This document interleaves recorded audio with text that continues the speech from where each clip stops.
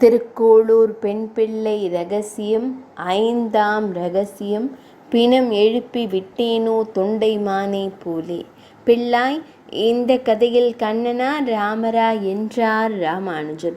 சாமி, இது தொண்டைமான் சக்கரவர்த்தியின் கதை.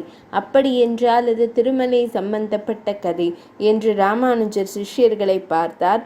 சிஷ்யர்கள் புன்னகையுடன் கதையை கேட்க ஆரம்பித்தார்கள். குட்டிப்பெண் கதையை தொடர்ந்தாள். தொண்டைமான் சக்கரவர்த்தி திருமலை ஏழுமலையானின் தீவிர பக்தர். கோபுரம், மதில், மண்டபங்கள் எல்லாம் கட்டினார். அவற்றை தங்கமும் இரத்தினங்களும் கொண்டு அழகுபடுத்தினார். பெருமாள் மீது மிகுந்த அன்பு கொண்ட தொண்டைமான் சக்கரவர்த்திக்கு பெருமாள் நண்பனாகிவிட்டார். தினமும் பெருமாள் அவருடன் நேரில் பேசுவார்.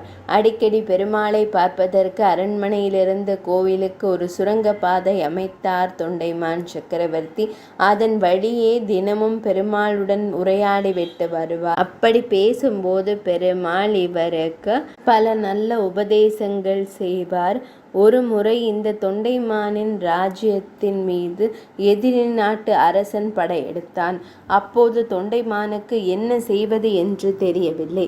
சுரங்கப்பாதை வழியாக பெருமாளிடம் சென்று உதவி கேட்டார். மலையப்ப பெருமாள் உடனே தனது சங்கம் சக்கரம் கொடுத்து இது உன்னை காப்பாற்றும் என்று கூறி அனுப்பினார். சங்கம் சக்கரம் எதிரி நாட்டு படையை விரட்டியடித்தது. மன்னனுக்கு இன்னொரு பிரச்சனை வந்தது. அவருடைய தேசத்தில் கூர்மன் என்ற வயதான அந்தணர் இருந்தார். அவருக்கு கடைசி காலத்தை காசியில் கழிக்க விருப்பம். ஆனால் அவர் காசிக்கு செல்லும் முன் இறந்து விட்டார். அவருக்கு கிருஷ்ண சர்மா என்ற மகன். தன் தந்தை கடைசியாக காசிக்கு போக முடியவில்லை. அதனால் அவருடைய அஸ்தியை காசிக்கு சென்று கங்கையில் கரைக்க முடிவு செய்தார். ஆனால் அவருடைய மனைவி குழந்தைகளை தனியாக விட்டுவிட்டு செல்ல முடியாது. என்ன செய்வது என்று யோசித்த அவர், நமது அரசர் மிகவும் நல்லவர், பக்திமான், நாட்டு மக்களை நன்கு பார்த்து கொள்பவர், அவரிடம் சென்று கேட்கலாம் என்று அரசனிடம் சென்று நான் காசிக்கு போகிறேன். என் மனைவி குழந்தைகளை நான் திரும்ப வரும் வரையில் தாங்கள்தான் பத்திரமாக பார்த்து கொள்ள வேண்டும் என்றார்.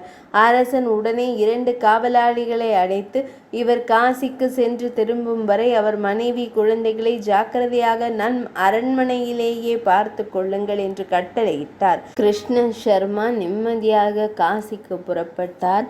அரசர் ஜாக்கிரதையாக பார்த்து கொள்ள சொல்லி இருக்கிறார் என்று அந்த காவலாளிகள் அவர்களை அரண்மனையில் ஒரு அறையில் போட்டு வெளியே பூட்டு போட்டு மூடிவிட்டார்கள். ஆனால் காவலாளிகள் அவர்களுக்கு உணவு, உடை என்று எதுவும் தரவில்லை. உள்ளே கிருஷ்ண சர்மாவின் மனைவி குழந்தைகள் பட்டினியால் வாடி இறந்து விட்டார்கள். காசியிலிருந்து கிருஷ்ண சர்மா பல மாதங்கள் கழித்து திரும்ப வந்து, அரசரே, என் மனைவி குழந்தைகளை பார்த்து கொண்டதற்கு மிக்க சந்தோஷம். அவர்களை நான் அழைத்து கொண்டு என் இல்லத்திற்கு செல்கிறேன் என்று சொன்ன போதுதான் அரசருக்கு ஞாபகமே வந்தது. உடனே அவர்கள் இருக்கும் அறைக்கு சென்று பார்த்தான். அங்கே அவன் கண்ட காட்சி திடுக்கிடச் செய்தது. அங்கே வெறும் எலும்பு கூடாக இருந்தது. அரசனுக்கு ஒரே வருத்தமாகி விட்டது. என்ன செய்வது என்று தெரியாமல் விழித்தான் என்று பெண் பிள்ளை கதையை நிறுத்தினாள். ஏன் நிறுத்திவிட்டாய் பிள்ளாய்? என்ன ஆனது என்று ராமானுஜர் ஆவலுடன் கேட்டார். அந்தணர் குடும்பத்தை அநியாயமாக கொன்றுவிட்டோமே என்று தவித்தான் அரசன். அரசனாக இருந்து கொண்டு நம்பிக்கை துரோகம் செய்துவிட்டோமே என்று புலம்பினான்.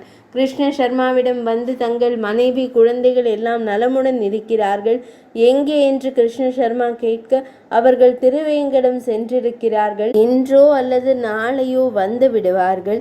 அதுவரையில் தாங்கள் இங்கேயே இருங்கள் என்று கூறிவிட்டு அரசன் சுரங்கப்பாதை வழியாக ஓடி திருவேங்கடவனிடம் சென்று, நண்பா, ஒரு பெரிய தவறு செய்து விட்டேன். ஒரு குடும்பம் இறப்பதற்கு நான் காரணமாகிவிட்டேன் என்று நடந்ததை கூறி நீதான் எனக்கு உதவி செய்ய வேண்டும் என்று பெருமாள் பாதங்களில் விழுந்து பணிந்தார். பெருமாள் கூறினார், கவலைப்படாதே, இதோ இங்கே இருக்கும் தீர்த்தத்தை எடுத்து சென்று அந்த பிணங்களின் மீது தெளி என்றார். அரசனும் அந்த தீர்த்தத்தை எடுத்து கொண்டு ஓடி வந்து இறந்தவர்களின் எலும்புக்கூடு மீது தெளித்தான். அவர்கள் எல்லோரும் உயிர் பிழைத்து எழுந்தார்கள் என்று பெண் பிள்ளை கூறி முடித்தாள். ஆஹா, உன் வாக்கில் இந்த கதையை கேட்க ஆனந்தமாக இருக்கிறது. நன்று சொன்னாய் பிள்ளாய் என்று ராமானுஜர் அவளுக்கு ஆசீர்வாதம் செய்தார். தொண்டைமானுக்கு கொடுத்த சங்கம் சக்கரம் போர் முடிந்த பின் அரசன் திரும்ப கொடுக்கவில்லை. அதனால் இப்போது ஒரு பிரச்சனை வந்திருக்கு சாமி என்றாள். அப்படியா, என்ன பிரச்சனை என்றார் உடையவர் புன்னகையுடன். சங்கம் சக்கரம் இல்லாத பெருமாள் திருமால் இல்லை என்று சிலர் விதண்டாவாதம் செய்கிறார்கள். சிஷ்யர்களில் ஒருவர், நாங்கள் திருமலையிலிருந்து இங்கே வருகிறோம், இனி அந்த பிரச்சனை இருக்காது. அப்படியா, எப்படி தெரிந்தது? இதோ இருக்கிறாரே நம் சுவாமி ராமானுஜர். பெருமாளுக்கு சங்கம் சக்கரத்தை மீண்டும் கொடுத்து அதை மலையப்பன் ஏற்றுக்கொண்டு விட்டான். பிரச்சனையும் முடிவுக்கு வந்தது என்றபோது அந்த சின்ன பெண், அப்பனுக்கு சங்காளி அளித்த பெருமான் வாழி வாழி என்று கண் கலங்கி நின்றாள். கண்களை துடைத்து கொண்டு, சாமி நீங்களே சொல்லுங்கள், பெருமாளிடம் நேரடியாக பேசி தன் பக்தியால் பிணங்களை கூட பிழைத்து எழுந்த தொண்டைமான் சக்கரவர்த்தி எங்கே? நான் எங்கே? அதனால் நான் ஊரை விட்டு புறப்படுகிறேன். இரு பெண்ணே, ஏன் இந்த அவசரம்? பிணவிருந்திட்டேனோ கண்டாகர்ணனை போலே நிறைய கதை வைத்துள்ளாய் போலிருக்கிறதே. குட்டி பெண் புன் சிரிப்புடன் அடுத்த கதையை கூற ஆரம்பித்தாள். 5ஆம் ரகசியம் நிறைவடைந்தது.